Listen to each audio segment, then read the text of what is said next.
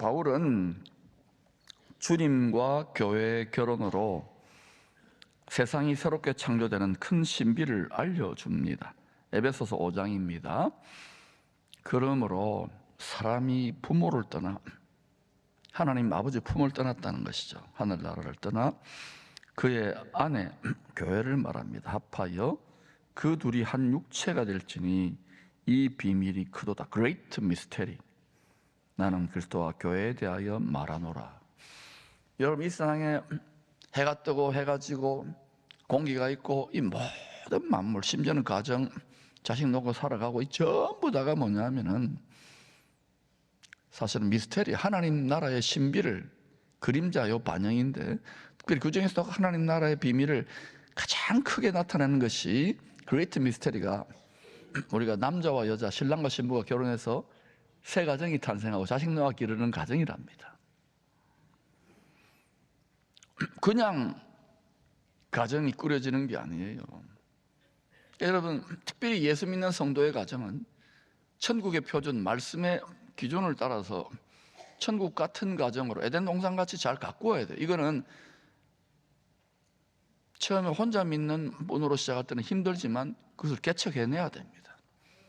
일대 신앙이 그래서 좀 힘들죠. 그러나 기쁘게 달게 지고 갈 수 있기를 축원합니다. 이 성경의 마지막 책도 영원히 안식할 나라의 주인공을 결혼으로 묘사합니다. 남편 예수와 어린 양의 아내 된 성도들로 happy forever. 그게 결론입니다. 결혼으로 끝나는 거예요. 새 예루살렘 성, 거룩한 성, 신부가 남편을 위해 단장한 그 성이 어린 양의 아내라. 그 성의 주인은 한 몸 된 머리 된 예수 그리스도입니다. 그 어린 양의 배필 아내들이 세세토록 주와 함께 왕노릇하게 되는 거예요. 지금부터 몸 속에 있는 마음의 생각을 들이기를 날마다 훈련해야 되는데 육체를 가지고 살아가니까 끊임없이 유혹당하잖아요. 텔레비는 완전히 딴소리하고, 그죠? 그래서 여러분, 아까 이 젊은 친구들 이렇게 세워가지고 이 예배에 이렇게 드리는 친구들, 우리 자식은 아니지만 참 나는 볼 때마다 기특한 거예요. 제가 천연 기념물로 지정해서 천국 천연 기념물로 여러분의 자녀들도 못지않게 잘 경건한 자녀들로 가꾸는 것이 여러분의 책임입니다. 요한은 아비를 태초부터 계신 하나님을 아는 성도라고 했습니다. 아버지를 안다는 거예요. 하나님 아버지의 심장이 깨어져 있습니다. 거기에서 만물을 새롭게 하시는 물과 피와 성령이 강물처럼 흘러나와요. 영적인 아비 모세도 출애굽 사명의 짐을 홀로 지고 많은 연단을 통하여 여호수아를 낳아 키웁니다. 모세의 가장 위대한 작품은 출애굽도 아니고 여호수아입니다.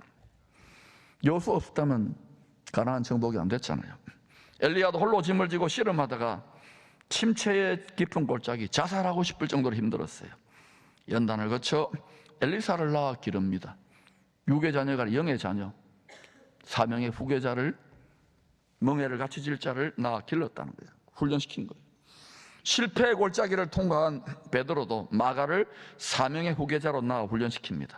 바울도 이방인의 사도라는 짐을 홀로 지고 많은 연단을 거쳐 믿음의 아들 디모데를 낳아 길렀습니다.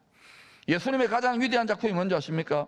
12사도 중에 11사도, 거기다 이제 마띠아와 함께 바울이 이방인의 사도로 접붙여졌잖아요. 나머지는 죄송하지만 어린아이들인 거예요. 청년들인 거예요. 아비들로 그들을 세웠던 거예요.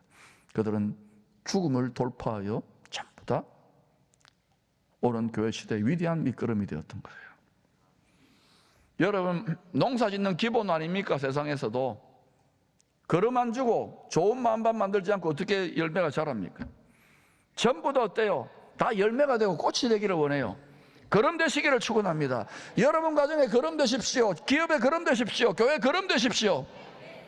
희생 없이 되는 게 있습니까? 눈물 없이 되는 게 있습니까?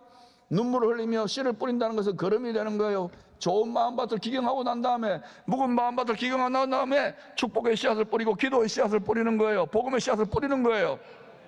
공짜 심리를 버리세요.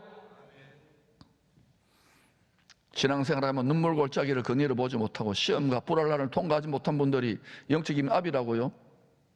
그저 관념일 뿐이지요.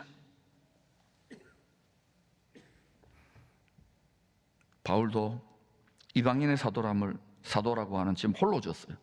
다 유대인의 사도였는데. 그러니까 더 많은 연단을 하나님이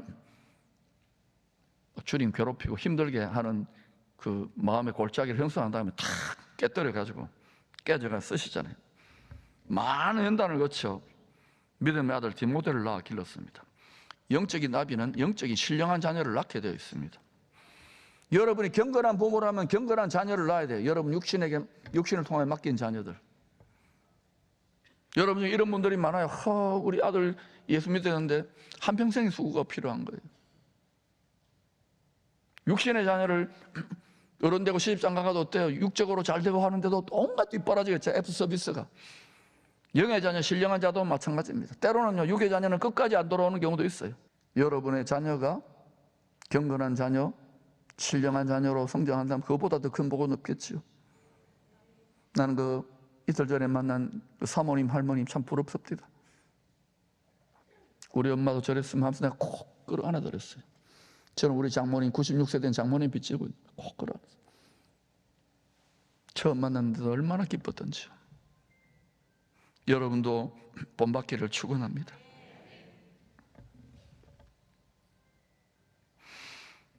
영적인 아비는 말입니다. 마치 육신의 자녀를 양육하고 훈련시키듯이 교회와 성도들을 섬깁니다. 영적인 아비는 여러분이 육의 가정을 위해서 애쓰고 육의 자녀들을 위해, 여러분의 육의 사업을 위해 애쓰듯이 교회와 성도들을 섬긴다는 걸 아시기 바랍니다. 여러분의 육신의 자녀를 위해서는 죽기까지 헌신하잖아요. 허리가 휘고 몸이 병들 정도로. 영적 아비, 여러분 영적 아비, 어미, 영적인 부모 되었다는 증거는 그런 마음이 성령으로 울컥울컥 솟아나야 돼요. 내가 그럼 돼야 되겠네. 애미기는 자들도 저 자식도 내가 품어야지. 품이 커지는 거예요. 모든 위대한 하나님의 영적 아비들은 다 그런 과정을 거칩니다. 육의 부모는 많지만 영의 부모는 적은 거예요. 육신의 부모는 밥을 짓고 썩어질 양식을 먹일 수밖에 없잖아요. 그러나 영적인 아비는, 영적인 부모는 말씀이 양식입니다. 처음에는 젖을 먹이죠. 위로해주고 사랑해주고 닦아주고 죄 사해주고 젖을 먹입니다. 믿음이 좀 자라가면 어때요? 젖을 떼고 이유식을 먹입니다. 또 하나님도 도와준다고 막 행복하고 하다가 광야로 시험으로 연단한, 그러면 어때요? 젖 먹다가 이제는 조금씩 이렇게 죽을 먹기 시작해요. 더 믿음이 성장하면 어때요? 청년으로 자라나면 악한 마귀를 이길 수 있는 힘을 공급받기 위하여 딱딱한 음식을 먹어야 됩니다. 자, 지금은 사실상 치열한 영적 전쟁, 영적인 제3차 세계대전이 일어났다고 그렇게 여러분 생각하세요. 저는 그렇게 생각하고 목회를 하고 있습니다. 그럼 이러한 때에 교회와 성도들의 꼭 필요한 양식은 무엇일까요? 네, 죽을 먹어야 되는 분이 있겠죠. 젖을 먹어야 되는 분이 있겠죠. 그러나 여러분, 뭘 먹어야 될까요, 지금? 밥일까요? 젖일까요? 죽일까요? 다 필요합니다. 젖죽밥, 밥죽젖. 그런데 여러분, 죽도 밥도 아니지만 선택하세요. 젖을 먹을 것인지 밥을 먹을 것인지. 여러분 뭐 먹고 싶어요? 밥요? 다 밥이라고 먹네요. 그리스도 예수와 함께 고난을 받으라. 그리스도의 군사들은 자기 생활 얽매이는 자가 없나니 너희가 장차받을 영광을 위하여 이 땅에 잠시의 고난도 기쁘게 감당하라. 여러 가지 시험 당하도 온전히 기쁘게 여기라. 이게 여러분 전부 다 밥입니다. 밥. 딱딱하지요? 나는 그런 거 못합니다. 쉬지 않고 기도하라. 나는 그런 거 안 돼. 복음을 전파하라. 때렸더니 그런 나는 아닙니다. 우리가 얼마나 이중적인지를 아셔야 됩니다. 자기를 속이지 마십시오.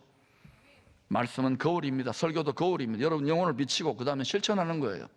그것이 살아 움직이는 꿈틀꿈틀대는 경건의 능력, 저는 하나님의 능력이 나타나는 신앙생활을 아시기를 바랍니다. 그렇지 않고서 여러분 천년 동안 만년 동안 신앙생활을 해보세요. 약간의 위로는 받지만 여전히 답답하고 공고하고 목마를 거예요. 전심으로 길을 닦으십시오. 하나님의 생명수가 공급되는 수로를 닦으시기를 바랍니다. 낙심하지 마세요. 힘을 내세요. 하나님의 가정에는 자녀나 어린아이들이 필요합니다. 영적인 아비는 그들이 말씀 먹고 무럭무럭 성장하는 걸 보면서 보람을 느낍니다. 자신의 상급으로 느낍니다. 하나님 아버지의 돕는 배필도 성령으로 그렇게 기뻐합니다. 그런데 오랜 세월 하나님의 자녀가 되었는데도 성장하지 않습니다. 그런 성도들을 바라보는 하나님 아버지의 심정은 어떨까요? 여러분의 자녀들이, 육신의 자녀들이 잘 자라다가 이제 10대, 20대로 가는데도 성장을 안 해. 어린아이의 키에 딱 멈춰. 그 부모 심정이 어떻게 미치지 않을까요? 말할 수 없는 탄식으로 여기저기 병원 뛰어다니고 좋은 것도 안 먹였는데 성장 안 해. 미치는 거예요. 말할 수 없는 탄식이죠. 스트레스죠. 안전하서나 고민이겠죠.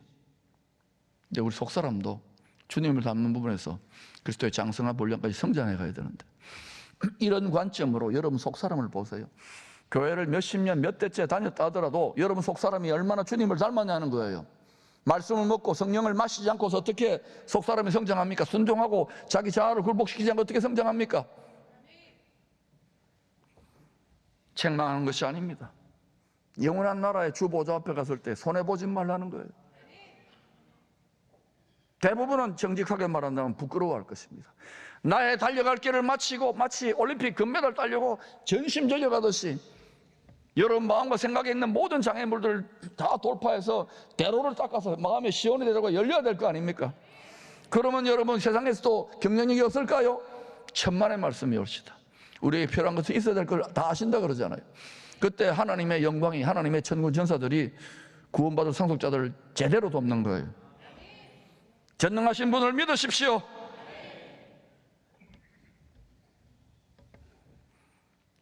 이것은 어린아이들의 부정적인 측면입니다. 성장하지 않는. 그러나 25절에서는 예수님이 구세주라는 공개된 비밀을 믿고 따르는 아이들의 긍정적인 측면을 부각시킵니다. 아이들 어때요? 금방금방 크잖아요. 하루 저녁 자고 나면 쑥쑥 자라나잖아요. 우리 부목사님들은요, 목회는 많이 안 하고 애만 자꾸 낳는 것 같아. 쑥쑥 자라나. 보니까 너무 귀여운 거예요. 막 하루 잤는데 막 우유를 막 먹는데 벌써 애기가 뭐 이래요. 퉁실이에요, 퉁실이에요. 사모님들 종교에서 아령을 막 10kg짜리 아령을 매달고 다니더라고요. 무럭무럭 잘 자라는 아이들에게서 우리가 배워야 될 부분이 무엇일까요? 간사하지 않고 순수한 마음입니다. 하나님 말씀을 받을 때, 여러분 읽고 묵상할 때 또는 설교를 들을 때 여러분 여러 가지 이해관계나 여러분 복잡한 생각을 가지고 여러 비틀고 저리 비틀고 저 인간은 왜 저렇게 설교할까, 이렇게 할까, 그런 생각 하지 않습니까? 많이 했을 것 같은데 그게 여러분 이미 어른 되었다, 너무 어른 되었다는 거예요. 어린아이들은 그냥 순수하게 받아들입니다. 나에게 주시는 말씀을 믿고 아멘 하고 따라가는 겁니다. 그런 성도들이 되십시오.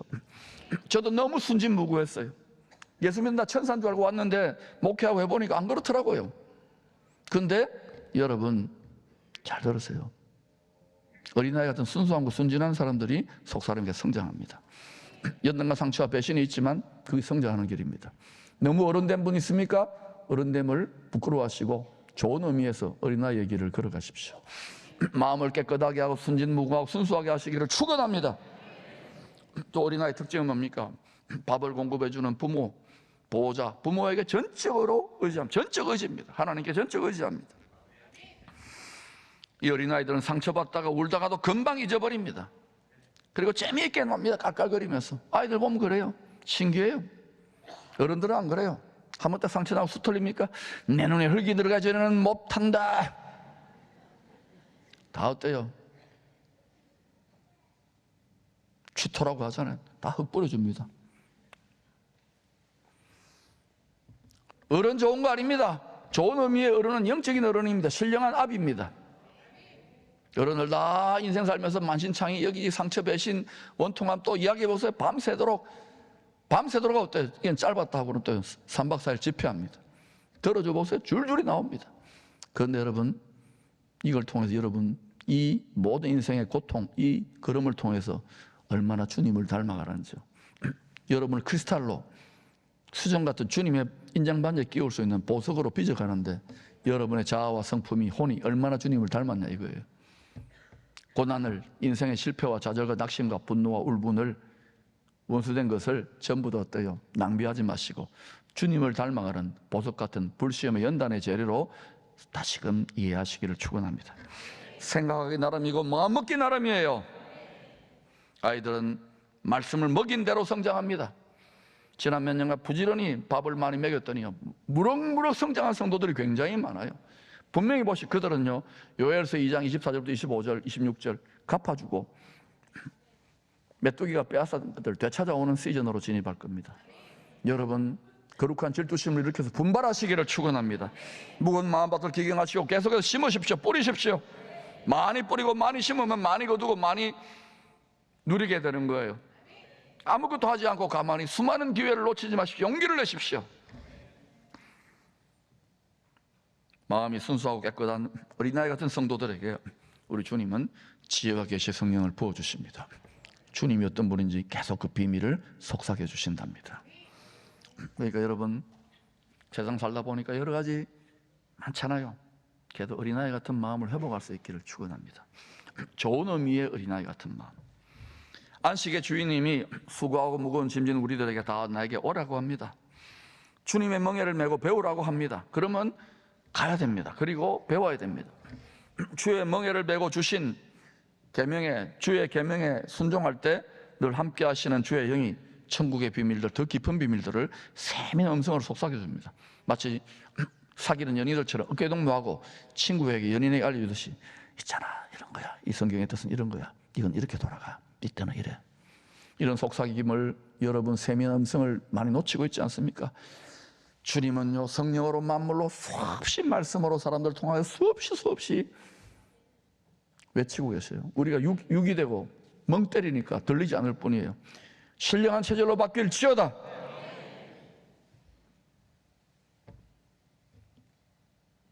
여러분이 예수님과 친밀하게 동행하기 원한다면 반드시 신랑의 멍에를 메고 배워야 합니다. 어깨동무를 해야 된단 말이에요. 저기 있으면서 멍에를 안 메고 낙심해가지고 침체되어 있으면서 들린다고요? 안 들립니다. 깜깜할 겁니다. 먹통일 겁니다. 그래서 피리를 불어도 보아도 보지 못하고 들어도 듣지 못한다는 거예요. 여러분, 여기 종교적으로 위로받는 그 정도 신앙을 뛰어넘으세요. 그때 여러분이 육체에 남은 때 진정한 성공, 하나님의 뜻을 이루고 하나님의 꿈과 소원을 성취하는 복된 인생으로 인생 이모작이 완전히 달라지게 될 것입니다. 신랑의 멍에를 메고 가장 깊은 곳으로 들어갈 때 지성소, 신랑의 마음 깊은 곳에서 솟아나는 마음의 깊은 안식을 누리게 됩니다. 십자가에 계시된 아버지의 사랑을 성령으로 깨닫게 됩니다. 그래서 무거운 짐, 어려운 멍에도 쉽고 가볍게 짊어질 수 있는 거예요. 그러한 사람들, 그 안식의 신비, 안식의 비밀, 이걸 깨달은 자가 영적 아비요, 어린 양의 돕는 배필이라는 걸 기억하십시오. 스트레스를 이긴다는 거예요. 가장 힘든 스트레스가 뭡니까? 복음 전하는 선교사들 스트레스 아닙니까? 육적인 것뿐만 아니라 영적인까지 공격이 있는데, 저 오지에 또 뭐 이슬람 거래 이런 데 선교사 나가 보세요. 외로움과 핍박과 궁핍과 사도들이 다 그랬잖아요. 근데 또 바울이 뭐라고 하면 항상 기뻐하라, 범사에 감사하라. 연구실에 앉아가지고 하는 말이 아닙니다. 바울에게는 감옥이 연구실이었어요. 기도원이었어요. 나가서 전하는 더 힘들었어요. 여러분 삶이 전쟁터 아닙니까? 학교가 입시 전쟁 아닙니까? 영적인 세계도 같아요. 유람하듯 신앙생활 하지 마십시오. 19년 전부터 저는 이 교회는 유람선이 아니라 군함이라 그랬어요. 여러분 다 군함에 탄 승무원들을 하시기 바랍니다. 관광공간이에요.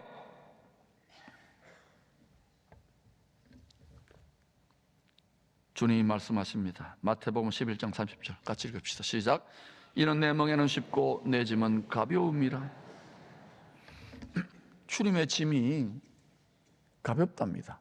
안 그렇잖아요? 너무너무 무겁잖아요. 무거운 짐을 나홀로 짊어지다가 쓰러질 때 한두 번에 저도 마찬가지예요. 주의 멍에가 쉽답니다. 너무너무 어렵잖아요. 어떻게 사람들 마음의 생각을 바꾸고 복음을 전합니까? 어떻게 선교가 됩니까? 불가능하지. 안 됩니다. 저는 하나님 너무너무 많이 부러지셨어요. 꿈은 주시는데 재료도 안 주고 뭐 또 이렇게 저렇게 힘들고 말 많잖아요. 동네가 제일 말 많은 동네가 교회 아닙니까? 그런데도요 계속 순종해 보려고 했어요. 그러면서 복음의 말씀이 복음이 아니라 완전 내 인생을 장애물이 돼, 걸림돌이 돼가 자빠지고 넘어지고 깨지면서 잘난 자, 교만 모든 게 어그러지고 깨지고 고운 가루가 되는 거예요. 나를 내세울 게 아무것도 없어. 여러분 내세울 거 많지요. 아직까지 어린아이예요.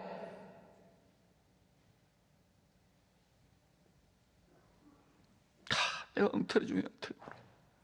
여러분은 제대로 하고 있죠. 전 세계에서 예수 제일 잘 믿죠. 바울은 복음의 씨를 뿌려 많은 자녀들을 낳아 기르는 고생을 기쁨으로 감당했습니다. 어떻게 그 힘든 고생을 일평생 감당했느냐고요? 안식의 비밀. 수고하고 무거운 짐이다 다 내게로 오라. 내가 너희를 쉬게 하리라. 이 시대는 안식이 없어요. 어제 높은 분, 많은 책임을 짊어진 분을 한번 찾아오셔서 만났는데 많은 짐을 짊어지고 엄청나게 많은 일을 하셨어요. 내가 딱 한마디 했습니다. 주님 앞에 깊이 들어가라고. 마리아가 먼저 되라고. 너무 마르다 되었다고. 주보좌 앞에 머무르십시오. 가을에 여러분 꼭 기도실에 앉아서 안 있어도 돼요. 단풍 들잖아요. 자주 갑니다. 거기 산에 가서 바닷가에 가서 주님하고 대화하세요. 주님이 성전 아닙니까? 그 속에 성전 뜰만 밟지 마시고 주님 성전, 지성소, 주님 보좌 깊은 곳에 십자가에 깨어진 심장으로부터 흘러나오는 성령과 물과 피, 그 사랑을 깨달을 때 우리가 지금 짊어지고 있는 인생의 무게와 고통, 자녀, 가정, 불화, 모든 것들, 경제적인 어려움과 혼란들 전부 다 아무것도 아니게 돼요. 그때 주의 마음을 깨닫는 거예요. 이는 내 멍에는 쉽고 내 짐은 가벼움이니라. 여러분 복음 전하고 생활 선교 안 해도 돼요. 안식부터 터득하세요. 어린아이에게 어떻게 그 무거운 짐을 집니까? 그러니까 때요 짐을 지자 생활 선교하자니 다 인상 쓰고 찡그리고 도망가지면 그래도 이거 안 할 수 없는 거예요. 복음을 전하지 않으면 화를 당한다 그랬잖아요. 바울의 이야기만이 아닙니다. 제가 화난 게 아니에요. 사랑하는 여러분, 바울은요 복음으로 낳는 자녀들이 이룬 교회 공동체, 하나님의 새 가정 아닙니까? 수많은 문제들이 초대교회 때도 있었지요. 초대교회 돌아가지 않았는데 또 유대인의 성전 시대에도 똑같았잖아요. 인생들이 사는 곳은 다 똑같습니다. 완벽한 데 찾아다녀 보세요. 천국 가세요 그러면. 없어요. 심지어는요 바울의 가장 큰 기쁨이요 자랑거리였던 빌립보 교회조차 전부 끝까지 바울을 동행했는데 도왔는데 거기 두 지도자가 서로 싸웠어요. 유오디아와 순두계 여성 지도자가 불화로 다투었거든요. 여자들이 더 잘 다투잖아요. 남자들은 안 다툰답니다. 왜 웃어요? 남자 의리가 있어 막 다투는 거예요. 막. 그러니까 바울이 스트레스 받잖아요. 그래서 이 별명을 이 빌립보 가장 행복하고 바울에게 기쁨을 주었던 이 빌립보 교회의 분쟁을 가리켜서 신학자들은 이렇게 말합니다. 유부초밥과 순두부의 분쟁이라고. 이때 두 지도자의 허물을 품으라. 하나님의 가족 때문에 멍에를 메고 도우라고 권합니다. 왜? 이유는 간단해요. 주와 복음을 위하여. 빌립보서 4장 3절입니다. 또 참으로 나와 멍에를, 바울의 멍에, 사도의 멍에를 맸다는 주님의 멍에를 맨 거예요. 같이 한 너희들에게 구하노니 복음에 나와 함께 힘쓰던 저 여인들을 돕고 또한 클레멘트와 그 외에 나의 동역자들을 도우라. 그 이름들이 생명책, 어린 양의 생명책에 기록되어 있던 거예요. 여러분, 우리 몫에 태인 십자가의 멍에 육체로 짊어지니까 자빠지고 넘어지고 무겁고 어렵지요? 그래서 기도하는 거예요. 그래서 예배 드리는 거예요. 그래서 성령으로 충만한 거예요. 이상해요. 하나님 일을 열심히 하는데도 얼굴이 갈수록 어두워지고 화난 분들이 있어요. 감출 수 없잖아요. 그 분위기가. 왜 그러냐? 아직도 굴복하지 않는 거예요. 여러분의 잘난 자아가, 여러분의 그 마음과 생각, 교만이 못 박히지 않는 거예요. 조금만 건드리고 책망하면 빽 돕니다. 그냥 속에 있는 게 튀어나와요. 독사가. 그런데 거침없이 제가 이야기하는 이유는 잡으세요. 스스로 속지 마세요. 이기세요. 가장 이기기 힘든 존재가 자기 자신입니다. 자기 자아입니다. 굴복시키세요.